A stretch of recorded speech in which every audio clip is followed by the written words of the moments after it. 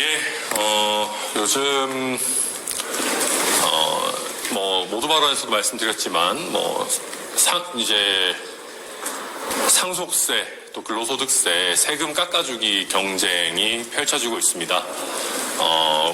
저는 특히 근로소득세처럼 과세 표준이 적절하게 조정되지 않고 사실상 증세로 기능했던 부분을 바로잡는 논의는 반드시 필요하다라고 생각합니다. 그런데 이러한 감세 논의가 포퓰리즘이 되지 않으려면 지출 구조 조정에 대한 이야기도 같이 되어야 되고, 최소한 마구잡이 현금성 지출을 하면서 감세를 하자라는 미래 세대에게 빚을 떠넘기는 파렴치한 짓은 해서는 안 됩니다. 그거는 아무리 선거철에 우리가 일정 부분 인기 영합적으로 간다 하더라도 대한민국의 미래를 팔아넘기는 일입니다. 그래서 그런 부분, 특히 요새 이재명 대표가 연일 우클릭을 한다라고 하면서 정작 계속해서 전 국민 25만 원 지급 같은 소비는 소비대로 하고 감세는 감세대로 하는 더블 포퓰리즘 공약들을 마구잡이로 지금 내놓고 있는데, 이런 부분은 꼭 바로잡아야 된다. 그래서는 안 된다. 감세를 이야기하려면 최소한 정말 허리띠 졸라매는 노력은 있어야 된다라는 점을 오늘 좀 강조를 했습니다. 예, 질문 있으시면 질문 받겠습니다. 저 질문 있습니다. 네. 아까 이기인 최고위원께서도 언급을 하셨는데, 야당 5당이 이제 최고 원탑회의 이렇게 출범을 했는데, 이제 개혁신당은 불참 의사를 했다고 하셨고, 이제 거기에 관해서 통합진보당에 가서 그 얘기를 언급을 하셨는데, 네. 그 원탁회의에 개혁신당이 이제 불참하는 상황가 진짜 그건지 우선은 그 원탁회의의 목적 자체가 제가 알기로는 조국혁신당에서 보기에 이재명 대표와 더불어민주당이 너무 우클릭을 한다라고 해서 거기에 대한 문제의식을 가지고 처음에 제안한 것으로 저는 이해하고 있습니다. 많은 언론 보도에서 그렇게 나왔고요. 그런데 저는 아까도 말씀드렸듯이 이재명 대표가 어떤 우클릭하는 정책을 내놓는 것 그 자체에 반대하는 것은 아닙니다. 필요한 우클릭은 해야죠. 그런데 이제 거기에 대한 어떤 고통 분담은 전혀 이야기하지 않고 있는 점을 비판하는 것이고요. 이것은 우클릭 자체에 반대하는 조국혁신당의 스탠스와는 굉장히 다릅니다. 그리고 이것이 마치 이재명 대표와 야권, 이재명 대표를 대선 주자로 인정하는 야권의 대선 연대 비슷하게 해석될 여지가 있기 때문에 저희는 이재명 대표를 위한 대선 연대에는 참여할 생각이 전혀 없습니다. 저희 개혁신당은 당연히 개혁신당 대선을 위한 길을 가야지 이재명 대표의 대선 연대에 참여할 이유가 뭐가 있겠습니까? 그렇습니다. 그리고 그 외에 위헌적인 비상계엄 후속 조치라든지, 탄핵 소추단 활동이라든지, 이런 부분은 다른 야당들과 적극적으로 협조하고 있기 때문에, 저희는 필요한 부분에서 적절한 협력을 하고 있다라고 평가합니다.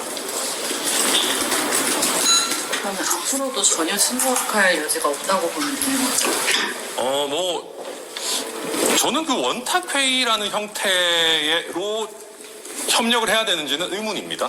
말씀드렸던 것처럼 탄핵 소추단이랄지 아니면 여러 특검 법안을 포함한 여러 내용에 있어가지고 개별적인 사안에 대해서 협력을 하고 하면 되는 것이고요. 실제 그렇게 하고 있고, 특별히 원탁회의라는 형식을 꼭 취해야 된다거나 저희가 거기에 꼭 참여해야 된다고 생각하지는 않습니다. 특별한 사정이 없으면 저희는 앞으로도 참여 안 할 생각입니다. 저 하나 더 보시는데, 저번에 원내대표님께서 운영이신 최이였나요? 거기에서 인권위원회 간사 그거 조금 제고해야 된다 그렇게 말씀하셨는데, 그 생각이 변함 없으시죠? 네, 이게 목적이 모든 수단을 정당화해주진 않습니다. 지금 국민들께서 여론조사를 통해서 말씀하고 있는 부분이 윤석열 대통령의 위헌적 비상계엄 당연히 문제가 있고 여기에 대한 적절한 심판이 있어야 되지만 그렇다고 해서 더불어민주당이 폭주해도 된다라는 뭐든 해도 된다라고 하는 면허를 준 것은 아니거든요. 그래서 아무리 목적이 정당하다 하더라도 거기에 대한 적절한 수단 또 수준에 맞는 수위에 맞는 수단을 써야 되는 겁니다. 그런데 지금 더불어민주당 같은 경우에는 너무나도 좀 급하게 또 무리하게 추진하려고 하는 일들이 있고 그중에 최근에 있었던 일 중에 하나가 국가인권위원회에 대한 감사원 감사 요구를 하겠다라고 하는 것인데 지금 수많은 상임위에서 수많은 감사 요구들을 하고 있지만 사실 그게 그렇게 유효적절한 수단이 아닙니다.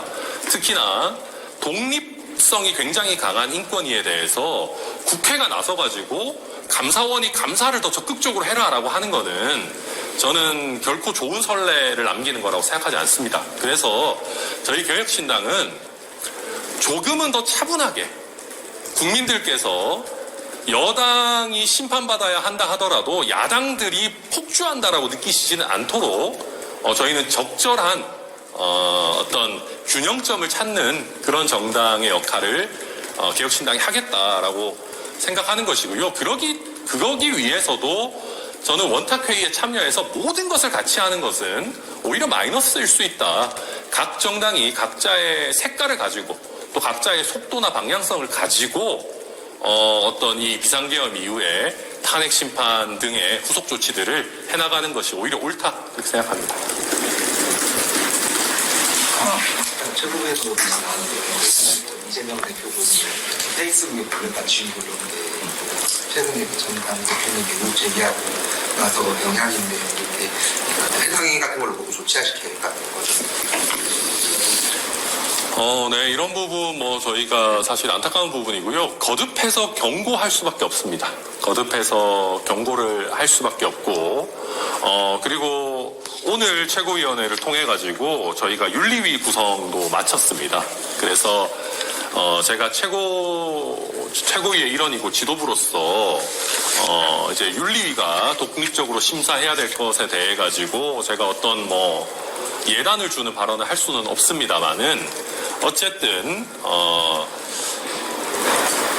정말로 무분별한 어떤 허위나 과장된 사실과 다른 어떤 주장들을 계속 하시게 된다면은 결국 그것은 본인에게 불이익한 결과로 돌아온다라는 것을 일반론적으로 저는 경고 계속해서 드린다 말씀드립니다.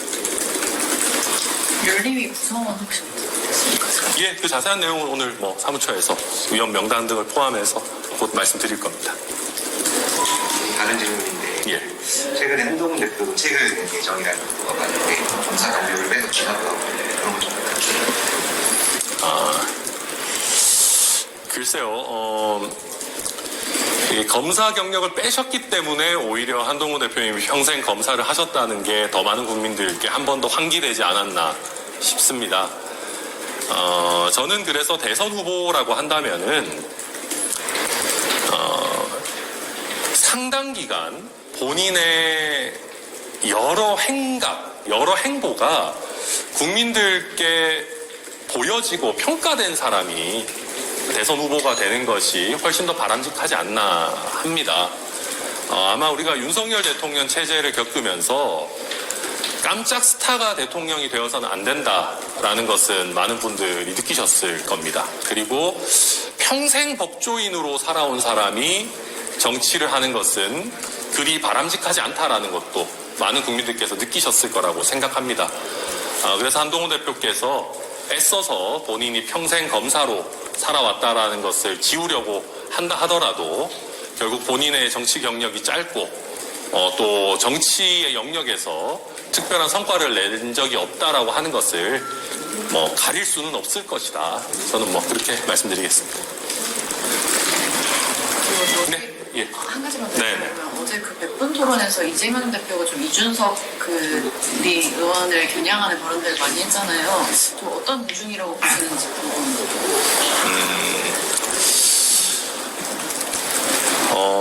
이건 제 입으로 이야기하기는 좀 그렇지만 저도 더불어민주당에 있는 많은 구성원들이 이준석이라고 하는 어떤 변수에 대해서 많은 관심과 또 걱정을 하고 있는 것으로 전해 듣고 있습니다. 그러다 보니까 이재명 대표께서도 본격적인 견제구를 던지기 시작한 것 아닌가라고 생각이 되고요. 전체적으로 이재명 대표가 굉장히 급해 보이더라고요. 예, 뭔가 여유가 느껴지지 않고 이번 대선에서 지게 될 경우에 본인의 정치 경력이 위태로운 수준을 넘어서서 사법적인 처벌까지 받아야 된다라는 그 위기감이 있다 보니까 조금 마구잡이식 공격을 하고 있는 것 아닌가 생각하고, 그러다 보니까 저희 개혁신당과 이준석 의원에 대해서도 전혀 확인되지도 않은 그런 어떤 의혹 제기를 가져다가 좀 무분별한 견제구를 던지고 있는데, 뭐 결국 그것이 국민들에게는 이재명 대표의 조급함이 다시 한 번 더 보여지는 그런 마이너스가 아니겠는가 그렇게 생각합니다. 그래서 이재명 대표가 보기에도 이준석 의원이 좀 무서운가 봅니다. 좀 무섭고 걱정도 되기 때문에 그러는 거 아닌가 생각합니다.